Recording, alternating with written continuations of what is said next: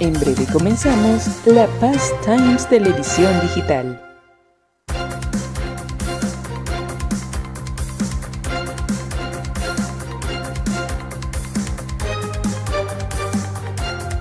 En breve comenzamos La Paz Times Televisión Digital.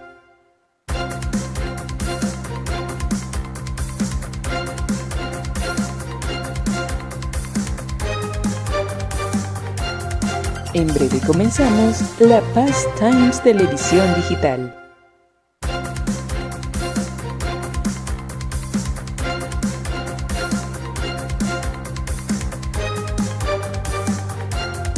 En breve comenzamos La Paz Times Televisión Digital.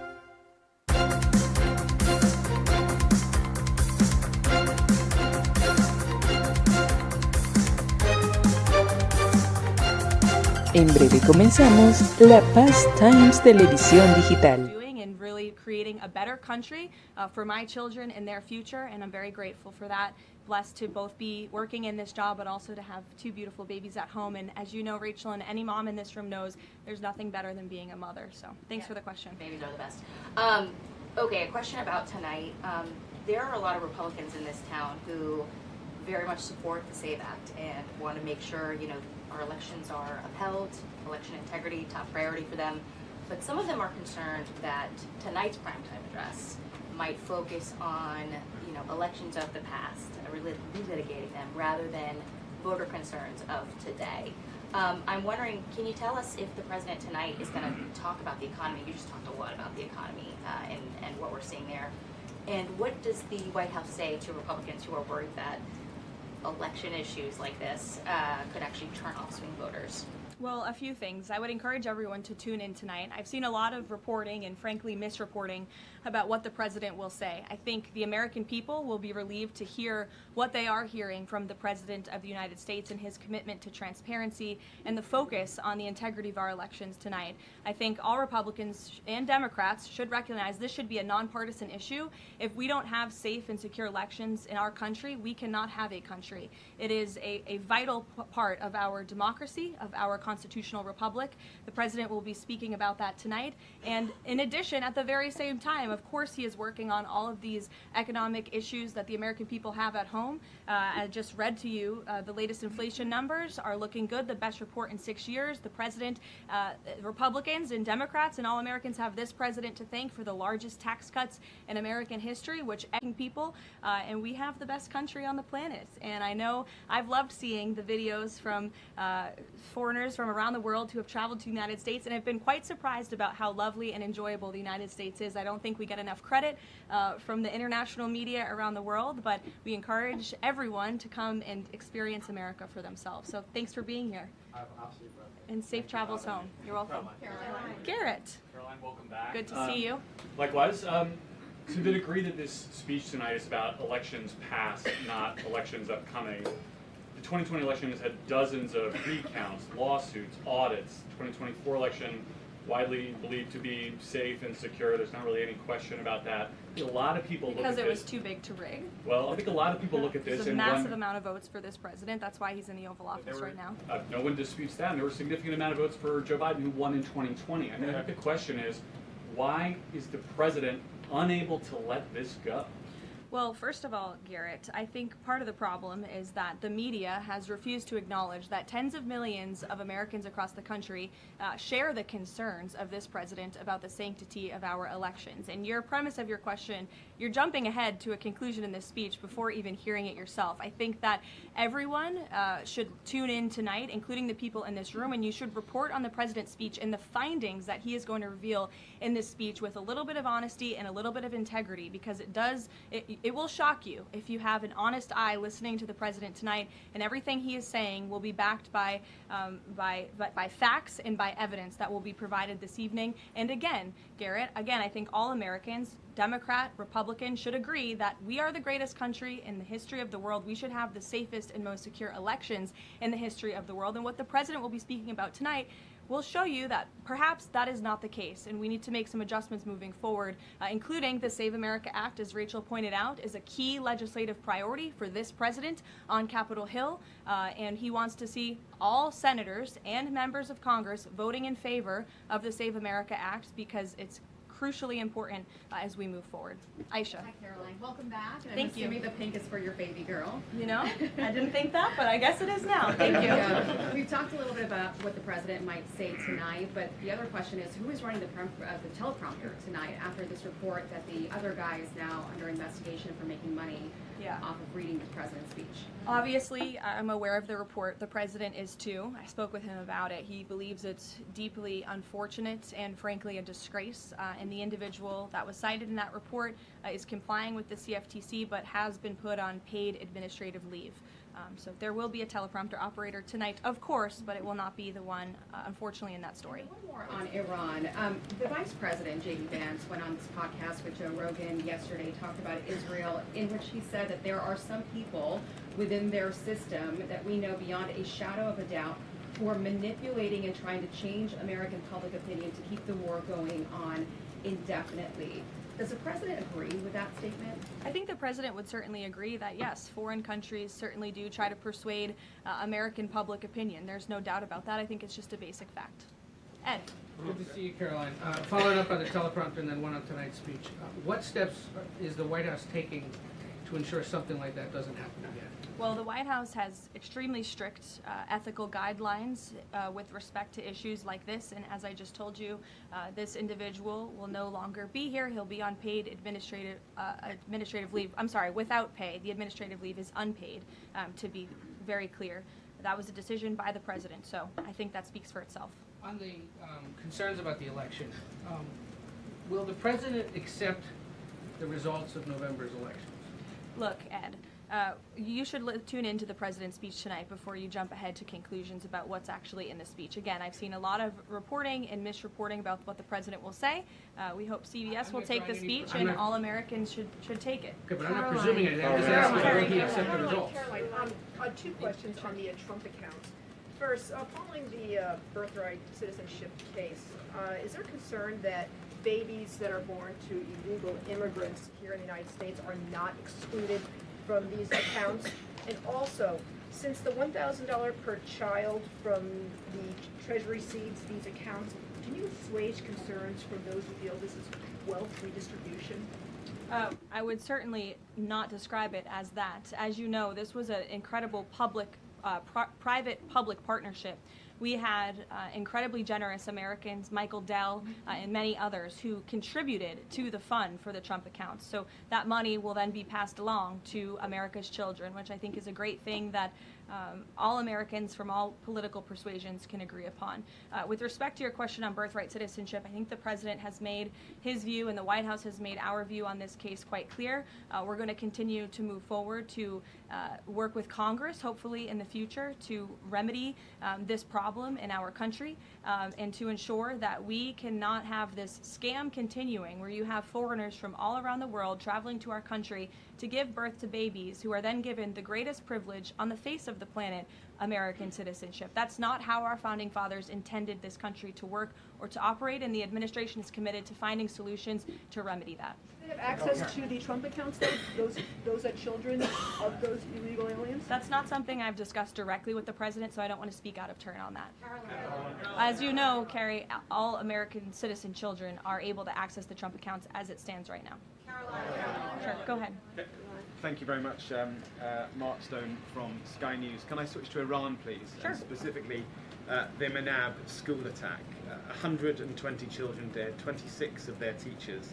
A Sky News investigation released today points to all this being a tragic mistake by America, by the US military. So could you explain, please, why the president is repeatedly saying it wasn't America, when he hasn't actually, he says also that he hasn't even seen the report? I can't speak to the Sky News investigation respectfully because I have not read it. All I can speak to is what the president has said as I speak on his behalf, and the investigation continues, and we would defer you to the Department of War for further questions on it. Do you mind following up, if I may? Sure. I just want to My answer's understand. not going to change. I just want to understand why he consistently says it wasn't us, we didn't do this, when all the evidence and indeed the preliminary report, and we've spoken to a military insider who says this was human error. Well, that's the president's opinion, and at the very same time, he has said the Department of War is investigating the matter, and we would defer you to them for any questions with respect to the investigation, which obviously has not been released yet. I would defer you to them for further questions on it.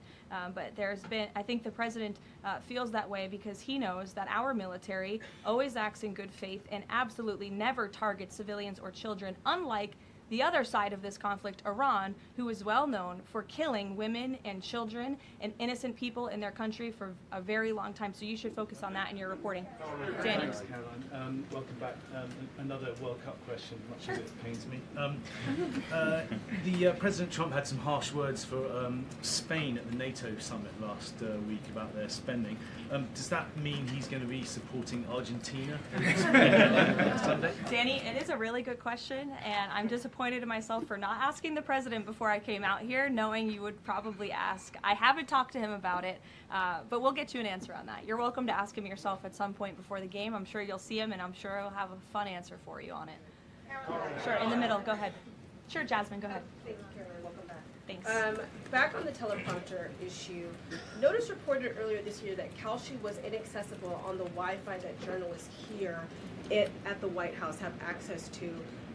Are staffers back in the West Wing and other parts of the EOB, et cetera, do they have access to Kalshi and Polymarket on their Wi-Fi? On our work computers? Yeah. Honestly, I've never tried, so I don't know. But I'm happy to go try and get you an answer on that. Another question, Caroline. In the back, Reagan. Sure. I just wonder, Jasmine, go ahead, and then Reagan. Go. Are there any other White House staffers or people within the administration who are suspected of also placing bets on Kalshi or Polymarket or other things with some of this privileged information? Not to my knowledge, not that I've been made aware of. And as you saw, I think this played out exactly how it should. Kalshi notified the CFTC of suspicious activity. They investigated that, identified the individual, and he will now no longer be working at the White House. So I think that answers all the questions on this matter. Reagan. Caroline, I have a question for you on the Save America Act and Sure. Senator Graham, and then a quick question on Iran. Sure. Trump said in one of his final conversations with the late Senator Graham that he was talking about the Save America Act and that he felt like they were in a great position with it. Do you anticipate that the Senate is going to be more aggressive to push the Save America Act in light of the fact that it was so important to Senator Graham so close to his death? Sure. Well, since I haven't had the opportunity, let me just express my sincere condolences to Senator Graham's staff and his family. He was beloved by so many here at the White House, especially the president, and I know that the news of his sudden passing was just tragic to all of us, especially the president, who considered him a dear friend. The Save America Act, as I said, Reagan, is of vital importance to this president, and he wants to see it move forward. I understand that Capitol Hill and Speaker Johnson are moving forward with attaching as many elements of the Save America Act as possible to the Budget Reconciliation 3.0. Here we go. The president is supportive of that process, and he hopes that Republicans will vote for this important piece of legislation. The Budget Reconciliation bill not only will address the Save America Act, but also ensure important aid for our farmers and our war fighters, which the president supports as well. Brian. Thank you, Caroline. Welcome back. Thank you. On the Kalshi situation, I have just a few questions on that. Sure. This individual has been accused of making trades around the president's speeches for months. I mean, this has been going on since at least earlier this year, maybe even before that. Did the White House counsel have any awareness that this was going on with this individual? And if not, No. why not? Was there any sort of plan in place to try to figure this out, to see if anyone else is doing this, or to track future people from see if they're making these types of bets in the White House? Any discussions around that? Look, there are very strict ethical guidelines here at the White House that explicitly state not to do this, and the White House counsel's office makes that clear to all of us who sign up to work in government on behalf of the president. So I think there has been a plan in place. This individual unfortunately violated the plan, and therefore he's paying the consequences for it. I don't know why there's further questions I on just want it. to follow on this, but then doesn't that leave open the possibility, even though there are the rules, I mean, there's no disputing there are strict rules on this, but if there are no mechanisms in place, and then I'm not saying that there are, there should and should not be, but if there are none in place to try to track this happening inside the White House and inside the executive branch of the government, doesn't that leave open a possibility for this to keep happening or happening again, and these result people making bets like this inside the administration? Again, there are very strict ethical requirements required by all staffers and officials here at the White House, and if they are violated, people will pay consequences for that, as you're seeing with this case. Libby. Thank you. I have a question about Senator McConnell, but first on Iran. President Trump has now greenlit strikes on Iran for nearly every day this week. Does the White House describe negotiations more at a standstill or essentially completely over? Well, I've spoken with the president about this as recently as an hour ago. Iran very much continues to talk to the United States of America and express that they want to make a deal with us because they are suffering devastating blows on behalf of our United States military. The reason, and this is important for the American people to understand, the reason for the recent strikes over the course of the last several days is because Iran violated the Memorandum of Understanding that we struck with them. Specifically, in the memorandum, Iran has since violated that. They have Again, the president is not going to allow them to fire on ships in the Strait without paying a consequence for that. And I think just one more point, I think throughout this entire endeavor, the president has proved not just to Iran, but to the entire world that we can hit Iran anytime, anywhere, any place, and their ability to defend themselves has been essentially wiped out because of this president and Operation Epic Fury in the first place. Sure. Lena, go ahead. Thank you so much. Welcome back. Thank you. Two questions for you. If I can read two comments, one made by President Trump and one made by the Vice President on Iran. President Trump recently said, as far as I'm concerned, it's just a waste of time dealing with them. They're liars. There's something wrong with them. They are cuckoo. The time dealing with them. They're liars. There's something wrong with them. They are cuckoo. They are scum. Red line or a condition on behalf of the president without his blessing. I haven't heard him say that, but obviously ensuring the return of Americans wrongfully detained. Epic Fury was incredibly effective because we neutered their ability to communicate with one another, and they are a fragmented system. They are not the once very strong, powerful terrorist state that they were before this operation, which was one of the ultimate goals. So we'll continue to work through the process, and as I said, the president will hold them accountable when they turn their back on the words that they state to the United States, but he is always open to diplomacy at the very same time. Thank you, Caroline. Sure.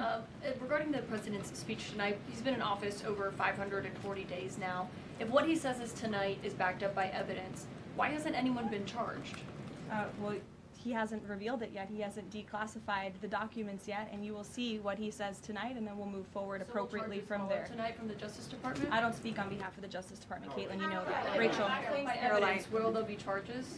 You'll have to ask the Justice Department. I don't charge people. I just speak on behalf of the president. Rachel. Thanks, Caroline. Welcome back. Just a point of clarification really quick. On the staffer who is accused of profiting off of the president's speeches, you said he'll no longer be working here. Is he on administrative leave or is he going to be fired after October? He's on unpaid administrative leave right now. Okay.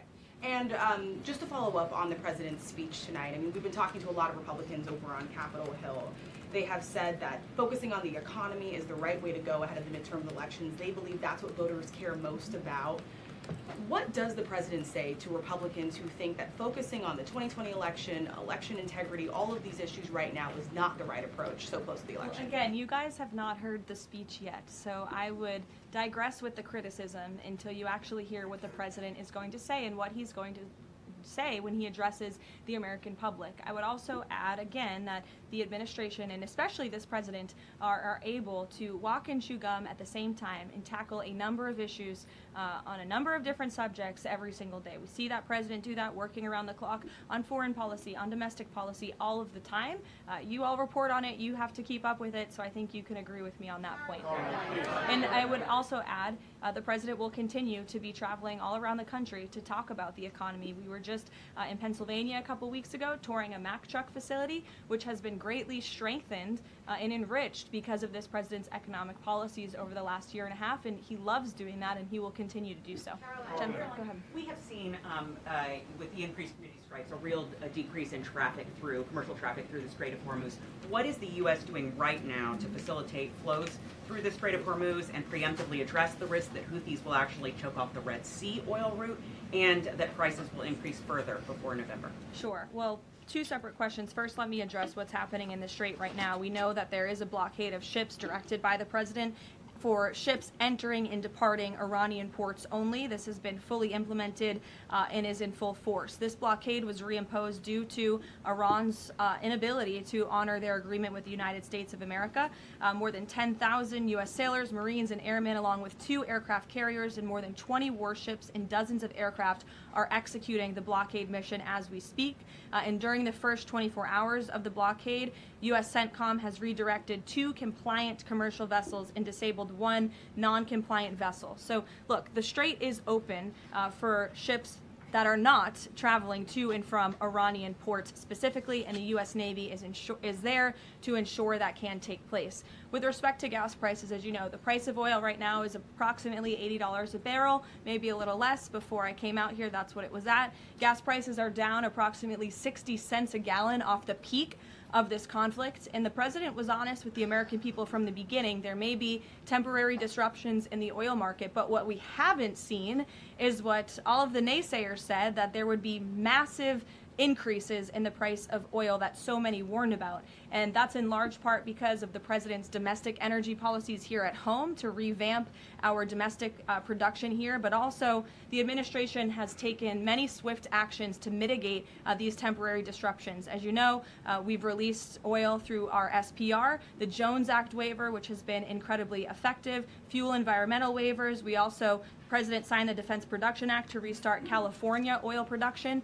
So all of these very swift and mighty actions on behalf of this administration have led to a rather stable oil market, and the president will continue to do all he can to ensure prices come down, stay stable for the American people and the American consumer until the end of this conflict. And ultimately, I think Americans should keep in mind why we're doing this in the first place, to ensure that Iran, a terror state, can never obtain a nuclear weapon.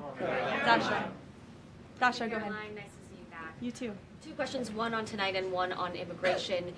It strikes me listening to the conversation in this room about Iran, given the questions that folks on both sides of the aisle have about strategy and endgame, given that the United States has intensified strikes on Iran, typically in a time of conflict, when the president gives an address to the nation, you would expect him to address this conflict. Number one, will he talk about Iran, and why is that not the major topic of his speech? Does he believe that the SAVE Act and the 2020 election integrity are more important right now? Well, no, it's not a matter of importance. It's just a matter of timing. The president will be making a very important announcement with respect to the integrity of our elections. However, it is also very possible at the top of the speech he will mention the current situation with Iran and also the economy as well. As you all know, President Trump is a man of his own word, and he sometimes is thinking about these things up until he walks out. But we have had conversations about him addressing a range of topics, and that could very well be possible tonight. Again, this is all more reason for all of you to carry the speech live and for the American people to tune in tonight so they can hear directly from the the president and draw their own conclusions. Caroline, go ahead. Immigration. Caroline, sorry, I just Karen, wanted to add the immigration question real quick. Sure, Caroline, go ahead. Sorry. 3 men were killed in ICE encounters in less than a week. As a result, DHS announced that it would end vehicle stops, and then President Trump urged them to change their position. Can you confirm whether vehicle stops are back on, and is the administration doing anything more to prevent these kinds of deaths, maybe accelerating distribution of body cameras which weren't present in this case? So a couple of things. Vehicle stops are continuing. Verbal guidance has been given to all field offices across the country by the Department of Homeland Security. The President and the Secretary of Homeland Security are on the same page that vehicle stops are a necessary tool that ICE agents need in order to continue their deportation campaign of the worst illegal alien criminals from our country. With respect to body cameras, I know there's been some questions about that in recent days. Over half of all ICE field offices now do have body cameras, and the remainder of the field offices are expected within 60 days. It's been a slower rollout than we would have hoped, but that's because of the Democrats' decision to shut down DHS for several weeks. So we expect to fully execute on the promise of body cams to all field offices across the country very soon. Karen. Caroline, on the parasite outbreak related to produce, can you give an update on the administration's response to this? Are there federal officials on the ground in the hardest hit states right now doing any testing of production facilities or farms to try to figure out where this outbreak has started? Sure.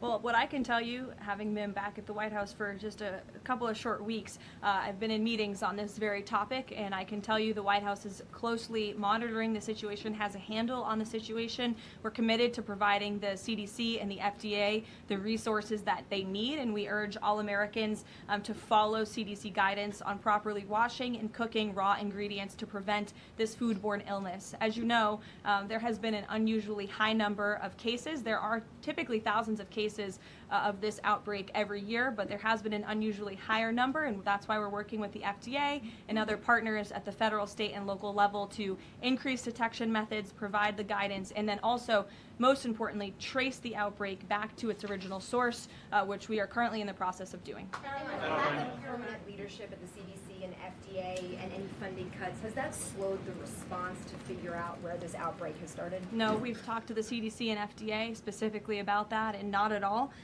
They have the resources they need to make sure that Americans are fully informed and protected from this illness during this time. Caroline, Caroline, welcome back. Thanks. Last year, the administration signed a critical minerals deal, mining deal with Kazakhstan for a little-known U.S. company. It was an agreement that President Trump and Howard Lutnick got tentative approval for with Kazakhstan's president in September. 6 days before the deal was signed, which was in November, the president's older sons, with other partners, took a 20% investment in a company related to the deal. What did the president know about his son's involvement in this arrangement, and when did he find out about it? From my understanding, Maggie, nothing. I've spoken to the president and his family about this. They would absolutely never do anything that would put the president in a place of a conflict of interest. And we have timelines to give you and to provide you, which we did to the news media at the time when this story broke, to prove that very point that I just made. Sorry, just 1 second. So the president did not learn about it until it was in the media? That was when he found out? That's my understanding of the matter, yes. Caroline, Go ahead. Thank you very Carrie, I'll much. go to you after. Just Thank you. Sure. Thank you. Go ahead. Me? Okay. Why don't we just... Okay, thank you very much, Mr. Cook. Starting You in the are very, back. very welcome back. Okay.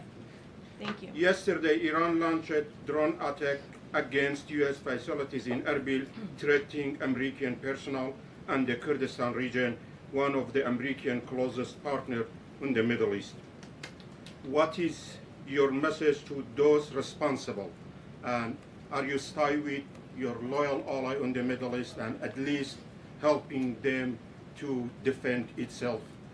Who launched the attack? You're saying Iran, yes, Kurdistan of course. region. Well, I think I've addressed that previously in saying that Iran has unfortunately shown to violate the word that they struck with the President of the United States. They're paying consequences for that in the strikes that the President has authorized in the recent days.